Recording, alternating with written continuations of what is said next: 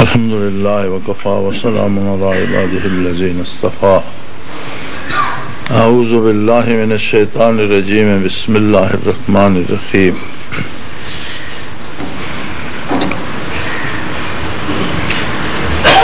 یہ ذکر اذکار سلاسل تصوف اور اس میں محنت و مجاہدہ، وقت کا خرچ، سرمایہ کا خرچ، قوت کار کا خرچ، اس سب کا حاصل کیا ہے؟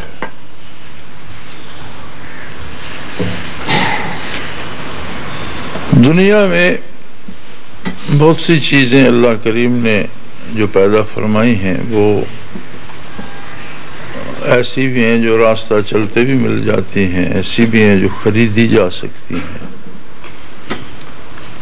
ایسی بھی ہیں جو کوئی عاریۃً دے دیتا ہے۔ لیکن اللہ جل شانہ سے محبت اور طلب الہی نہیں ملتی، اور ان کی دکانیں نہیں ہوتی، نہ یہ کوئی ادھار دیتا ہے۔ یہ کیفیات صرف اور صرف انبیاء نے تقسیم فرمائی، بنی آدم دنیا میں آ کر دنیاوی اشیاء کے انبار میں دفن ہو گئے۔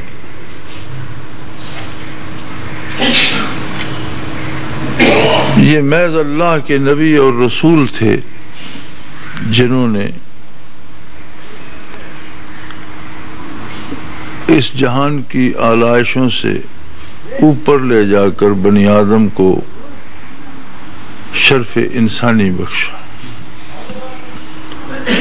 اور جنہوں نے انبیاء کا ساتھ نہیں دیا اور جنہیں ایمان نصیب نہیں ہوا،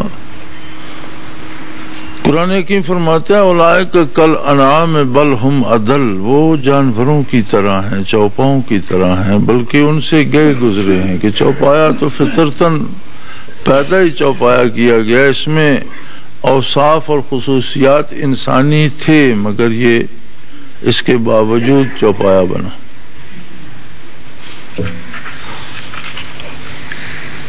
پھر بعثت آقا نامدار صلی اللہ علیہ وآلہ وسلم نے تمام دروازے بند کر دیے، اور صرف ایک بارگاہ رہ گئی، آقا نامدار حضرت محمد الرسول اللہ صلی اللہ علیہ وسلم کی، جو بعثت سے تا قیام قیامت یہ نعمت تقسیم کرتی رہے گی۔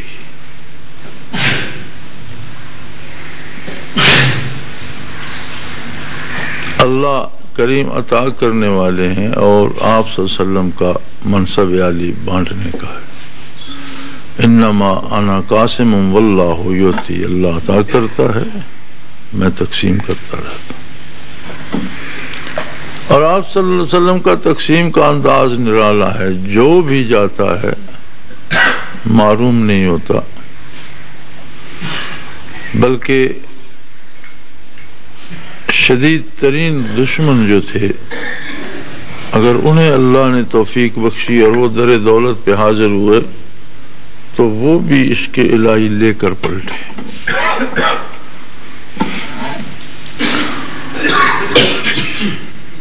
عشق و محبت کی ایک ہی پہچان ہے، خوب اچھی طرح سے نوٹ فرما لیجئے، جہاں یہ رشتہ بن جاتا ہے، یہ تعلق بن جاتا ہے، وہاں آدمی کی سوچ اس طرح سے ہو جاتی ہے کہ میں اپنے محبوب کے لیے کیا کر سکتا ہوں، میں اس کے کس کام آ سکتا ہوں، میری جان، میرا مال، میری کون سی چیز ہے جو میں اس کے لیے صرف کروں اور وہ مجھ پر زیادہ خوش ہو۔ لیکن اگر کیفیات عشق نصیب نہ ہوں تو جس سے بھی تعلق بنے اس میں بات یہ رہتی ہے کہ اس سے مجھے کیا مل رہا ہے. بڑی سادہ سی بات ہے اور بڑے فلسفے اس سے حل ہو جاتے ہیں، اور بات چند حرفوں میں ہے یہ. اگر واقعی درد دل، درد عشق، محبت نصیب ہو جائے تو سوچ یہ ہوتی ہے کہ میں اپنے محبوب کے لیے کیا کر سکتا ہوں، میرے پاس کیا ہے جو میں اس کے قدموں میں نچھاور کر دوں. اور وہ جو حدیث شریف میں آتا ہے نا کہ مومن ایک نماز سے فارغ ہوتے ہیں تو دوسری نماز کو اسی وقت انتظار شروع کر دیتے ہیں، یہ وہی لوگ ہیں جنہیں درد عشق نصیب ہو جاتا. اب ان کے لیے نماز وہ بوجھ نہیں رہتی بلکہ وصال الہی کا ایک سبب ہوتی ہے، اور اس سے ان کا جی تو بھرتا نہیں. اب ایک ختم ہو گئی، انتظار کریں کب دوسری کا. وہ کام بھی کر رہے ہیں، مزدوری بھی کر رہے ہیں، لیکن دل میں ایک ٹھیس اٹھ رہی ہے کہ کب وقت آئے پھر سجدہ کرنے کا. اور یہ عشق نہ ہو تو آدمی ساری عمر پڑھتا رہے لیکن ہوتی بوجھ ہی ہے کہ یار یہ مصیبت بھی گلے پڑ گئی. بھاگتے دوڑتے وضو کیا، کو آدھے حصے خشک آدھے گیلے کیے، رکوع کیا تو سجدہ نہیں کیا، سجدہ کیا تو واپس نہیں بیٹھے، وہیں 2 ٹھونگے مارنی، جلدی جلدی وہ پڑھا، خود کو بھی سمجھ نہیں آئی، کبھی 3 رکعتیں پڑھی، کبھی 5 پڑھ لی، اور اندازے پہ بھاگتے دوڑتے نکل گئے. اور بدنصیبی پھر یہ ہوتی ہے کہ پھر یہ جو ہم عارضی یا دکھاوے کی کرتے یہ بھی چھوٹ جاتی. آدمی کی زندگی میں سکون نہیں ہے، قرار نہیں ہے، ایک جگہ پر ٹھہراؤ نہیں ہے. آپ نے دیکھا کہ بچہ پیدا ہوتا ہے تو کوئی لمحہ اس کی زندگی میں ٹھہراؤ کا نہیں آتا، وہ بڑھتا رہتا ہے، بڑا ہوتا رہتا ہے، ہوتا رہتا ہے، اتنا بڑا ہوتا ہے کہ واپس بچہ بن جاتا ہے، بوڑھا ضعیف ہو جاتا ہے.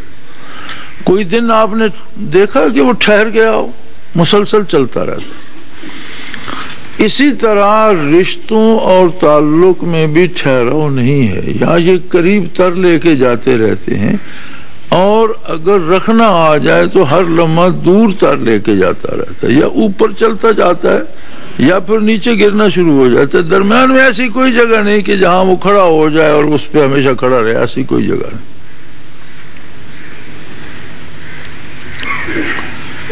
تو دیکھنا یہ ہے کہ ہمیں اپنا جائزہ لینا ہے. اللہ کریم نے جو نعمتیں ہمیں دے رکھی ہیں ان میں سب سے بڑی نعمت ہماری اپنی زندگی اور صحت ہے. اس سے کتنا ہم فائدہ اٹھا رہے ہیں اور کتنی اللہ کی عبادت اور کتنا قرب الہی کے لیے اسے خرچ کر رہے ہیں. اللہ نے مال اسباب دیے ہیں، وہ کن کاموں میں اس کی رضا ہے اور ہم کن کاموں میں لگا رہے ہیں. کیا ہم اپنے سارا مال خرچ کر کے صرف نفس کو اور شیطان کو خوش کر رہے ہیں، شہرت چاہتے ہیں، یا اللہ کی رضا اس میں شامل ہے اور وہاں خرچ کرتے ہیں جہاں اللہ کی رضا نصیب ہوتی ہے. عہدہ، طاقت، قوت دے دی اللہ نے، اب اس میں ہم فرعون بن کے بیٹھے ہیں، یا اس قوت کو اللہ کی مخلوق کی بھلائی کے لیے اس لیے خرچ کرتے ہیں کہ اس پہ اللہ راضی ہو. اور بات سرے کی یہی ہے کہ جس سے اپنے رشتے میں یہ امید رہے کہ میں یہاں سے کیا کچھ لے سکتا ہوں، اسے درد عشق نصیب نہیں ہے. اپنی غرض کا بندہ ہے، اپنے لالچ میں چمٹا ہوا ہے. اگر کبھی یہ خیال آ گیا کہ مجھے یہاں سے تو کچھ نہیں مل رہا، چلا جائے گا.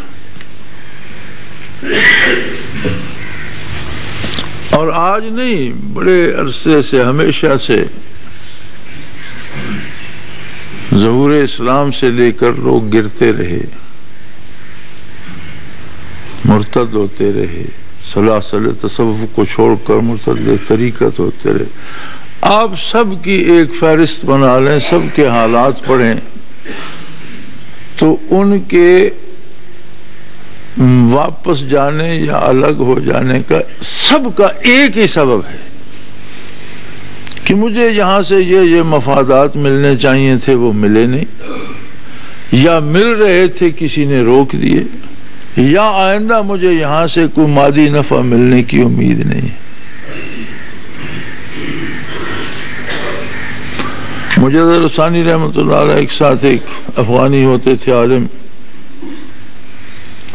اور بڑے عرصے بعد پھر سلسلہ چھوڑ کر چلے گئے، اور پھر انہوں نے فتوے شائع کیے کہ یہ شخص کافر ہے، یہ دعویٰ کرتا ہے، یہ دعویٰ کرتا ہے، یہ کرتا ہے۔ یہ سارے وہ لوگ ہوتے ہیں جنہیں درد دل نصیب نہیں ہوتا، کچھ مفادات مل رہے ہوتے ہیں، کچھ معتبری بن جاتی ہے، کچھ پیسے مل جاتے ہیں، کچھ وسائل قابو آ جاتے ہیں، بس وہ اس پہ خوش رہتے ہیں، اور جب ذرا سمجھا کہ وہ چیزیں تو چھن گئیں، چلے گئی، جو بیٹھے اس لیے تھے۔ تو جسے درد عشق نصیب نہ ہو اس کی سوچ یہ ہوتی ہے کہ مجھے یہاں سے مل کیا رہا، اور درد دل نصیب ہو جائے تو سوچ یکدم بدل جاتی ہے کہ میں کیا پیش کر سکتا ہوں، یہ تو بہت بڑی بے نیاز کی بارگاہ ہے، اور اس کے حبیب صلی اللہ علیہ وسلم کی بارگاہ بہت عالی ہے، میرے پاس ہے کیا، میں کر کیا سکتا ہوں۔ نبی کریم صلی اللہ علیہ وسلم سے عرض کیا گیا یا رسول اللہ، دولت مندوں کے پاس تو بڑی دولت ہے اور اللہ کی راہ میں خرچ کرتے ہیں، ہم فقیر کیا کریں؟ آپ صلی اللہ علیہ وسلم نے فرمایا کہ فقیر بے نوا جس کے پاس کچھ نہیں، مفلس ہے، وہ کم از کم ایک پائی ایک پیسہ بھی جو اللہ کی راہ میں دیتا ہے، کسی امیر کبیر کے کروڑوں خرچ کرنے سے اللہ کو زیادہ محبوب،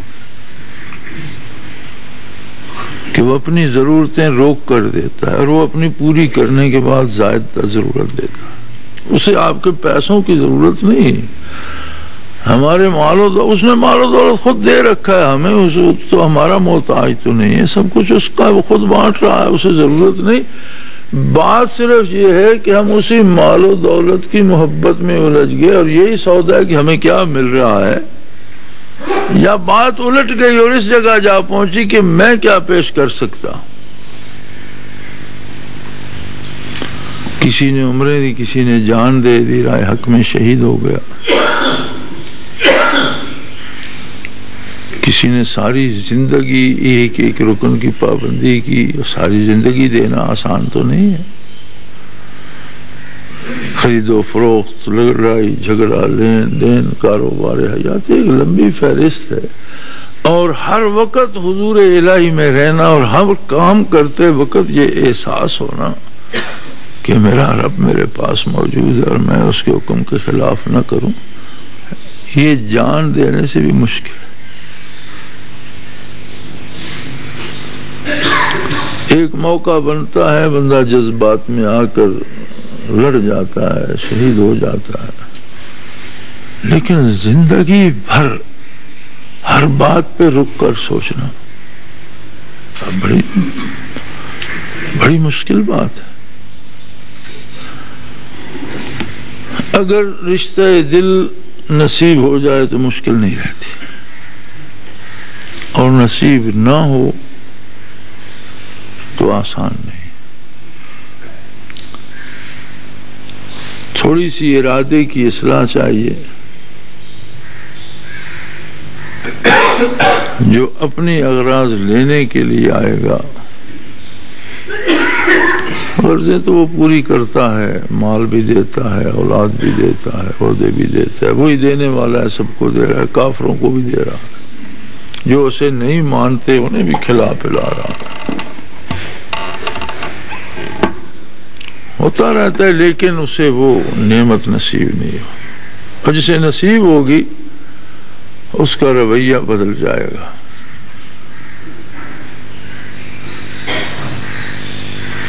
اور وہ مادی چیزوں میں الجھے گا نہیں، بلکہ وہ یہ سوچے گا کہ میں کر کیا سکتا ہوں، راتوں کو جاگوں تو راضی رہے گا،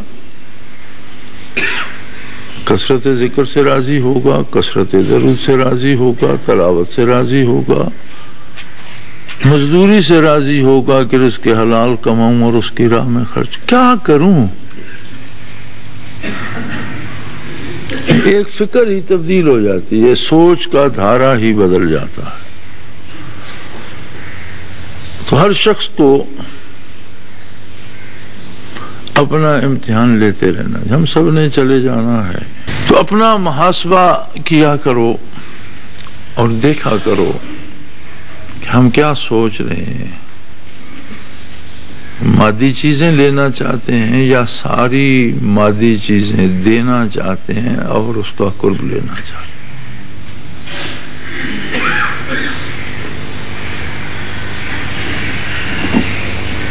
فَإِنَّ الْمُحِبَّ لِمَن يُحِبُّ مُطِيعُ. عرب شاعر نے کہا تھا کہ محبت ایک ایسا مرض ہے، ایسا جنون ہے جو محبوب کا غلام کر دیتا ہے. اپنے لیے کچھ سوچنے کی فرصت نہیں ملتی، اپنے لیے کچھ جمع کرنے کی سوچ نہیں ہوتی، اپنی سوچ ہی نہیں رہتی، بندہ غلام ہو جاتا ہے. اسی کا سوچ رہا ہوتا ہے ہر وقت اور اسی کے حکم کا پابند ہوتا ہے. اللہ کریم ہمارے گناہ معاف فرمائے اور سب کو درد دل کی نعمت عطا فرمائے. یہ میں اس لیے نہیں کہہ رہا کہ مجھے کسی سے شکوہ ہے، میں تو ایسے لوگوں کے لیے جو اس طرح کرتے ہیں ان کے لیے بھی دعا کیا کرتا ہوں کہ اللہ انہیں معاف کر دے اور توفیق دے اپنی یاد میں لگنے کی. لیکن اس کا ایک اپنا نظام بھی ہے. ہم دعا کرتے رہیں، جو زہر کھائے گا اس پر زہر کا اثر ہوگا، ہماری دعا کا تو نہیں ہوگا. دعا بھی وہاں مؤثر ہوتی ہے جب بندہ خود وسائل و اسباب وہاں اس طرح کے اختیار کر رہا ہو، کامیابی کے لیے محنت کر رہا ہو تو کامیابی کی دعا بھی اثر کرتی ہے. اور کوئی اب اپنے آپ ناکامی کی طرف جا رہا ہو، نقصانات کی طرف جا رہا ہو، وہاں دعا اثر نہیں کرتی. اور یہی طریقہ نبی علیہ الصلوۃ والسلام نے ارشاد فرمایا کہ وسائل اختیار کیے جائیں، اسباب اختیار کیے جائیں اور اللہ کریم سے دعا کی جائے. تو اللہ معاف کرے جو لوگ اپنی جن کی سوچ ہی الٹ جاتی ہے اور الٹا چلنا شروع کر دیتے ہیں، وہاں دعا کیا کرے گی. لیکن